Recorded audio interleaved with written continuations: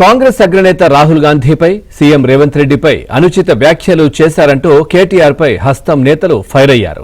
ప్రజా పాలన చూసే బీఆర్ఎస్ నేతలు ఓర్వలేకపోతున్నారని ఆగ్రహం వ్యక్తం చేశారు. కేటీఆర్ దిగజారుడు వ్యాఖ్యలు చేస్తే సహించేది లేదని మండిపడ్డారు. ఇక్కడికి కాంగ్రెస్ పార్టీ పెద్దలు వచ్చినారు. ఇక కాంగ్రెస్ పార్టీ పెద్దలనల్లా వాళ్ళని ఏమనాలో మీరే ఆలోచన చేయండి. నన్ను అడిగితే వాళ్ళు పెద్దలు కాదు, దొంగలు. కాంగ్రెస్ పార్టీ నుంచి వచ్చిన కొంతమంది దొంగలు కొంగ జపం చేసి ఇదే వరంగల్ వేదికగా 4 ఏళ్ల కిందట మరి చాలా నక్క వినయాలు ప్రదర్శిస్తూ రైతులను మోసం చేసే మాటలు చాలా చేసినారు. రైతుల ఓట్ల కోసం గాలమేసి వల విసిరిన ఆ రోజు ఢిల్లీ నుంచి రాహుల్ గాంధీ వచ్చిండు. గల్లీలో ఉండే తొట్టి గ్యాంగ్ నెంట పెట్టుకొని వచ్చిండు. వచ్చి ఇక్కడ సభ పెట్టిండు. పెట్టి ఏమేం చెప్పిండో ఇప్పుడు నేను మీకు చూపెడతా. ఒక్క నిమిషం. రైతులను ఉద్ధరిస్తాం, ఊడబడుస్తాం, కొండ మీద కోతిని తెచ్చి మీకు ఇస్తాం, 6 సందమామలు పెడతాం, ఏదో కేసీఆర్ చేయందేదో మేము మీకు చేసి చూపెడతాం అని 7 సూర్యులను పెడతామని పెద్ద పెద్ద డైలాగులు కొట్టి మోసం చేసి దానికి ఒక పేరు పెట్టిండ్రు. వరంగల్ రైతు డిక్లరేషన్ అని పేరు పెట్టిండ్రు. తాత ముత్తాతల నుండి ఆస్తులతో పాటు పదవులను కూడా త్యాగం చేసినటువంటి రాహుల్ గాంధీ గారి గురించి మాట్లాడే సాహసం, ధైర్యం ఎక్కడిది కేటీఆర్? నీకు నీ స్థాయి ఎంత, నీ బతుకెంత? ఏంటి నీ బతుకు? అమెరికాలో పెట్రోల్ బంకులో పెట్రోల్ పోసిన నువ్వు ఉద్యోగం ఎగిసి పడుతున్నప్పుడు, అమెరికాలో సరదాగా గడిపిన నువ్వు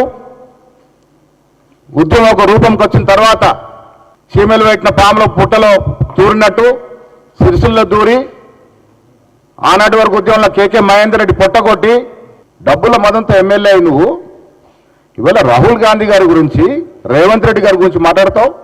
జ్ఞానం ఉండాలి మాట్లాడే ముందు. మన స్థాయి ఏంది, మన చరిత్ర ఏంది, మన గతం ఏంది ఒక్కసారి స్మరణం చేసుకొని మాట్లాడాలి. నిజంగా నువ్వు కేసీఆర్కి పుడితే రైతుల మీద బీఆర్ఎస్ ప్రభుత్వం ఏం చేసింది, కాంగ్రెస్ ప్రభుత్వం ఏం చేసిందో తెలుసుకుందాం రా.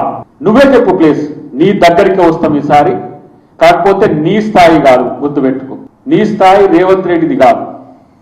మేము వస్తాం, మీ ఆఫీస్కి వస్తాం, బీఆర్ఎస్ ఆఫీస్కి వస్తాం. ఈ సవాల్ను స్వీకరించకపోతే నువ్వు పలాయనవాదం అన్నట్టే లెక్క. నిజంగా నువ్వు కేసీఆర్ పుట్టనట్టే లెక్క. కేసీఆర్ మీద కొంత గౌరవం ఉంది. కేసీఆర్ అనేటువంటి పరువును నిలువున తీస్తున్న దరిద్రుడు నువ్వు. వీళ్ళు మాట్లాడే మాటలు దయ్యాలు వేదాలు వర్ణించినట్టున్నాయి. మీ బతికేంది, మీ చరిత్ర ఏంది అనేది మీ ఇంటి తోటి ఆడపడుచు మాట్లాడిన దాన్ని ఇంకా మర్చిపోయి ఎవరు పట్టించుకోరని సిగ్గు శరం లజ్జ లేకుండా అబద్ధాలే వాళ్ళ జీవితం, వాళ్ళ బతికే అబద్ధాల బతుకు తీరుగా ఓ సభను పెట్టి సరిగ్గా కొడితే 4-5 వేల మంది లేరు. అది కార్యకర్తలను నింపి ఓ 10 పరకో రైతులను తీసుకొచ్చింది కావచ్చు. కానీ కార్యకర్తలను నింపి వవ్వా అనిపించుకొని తృప్తిపడి మళ్ళా పోతున్నారు.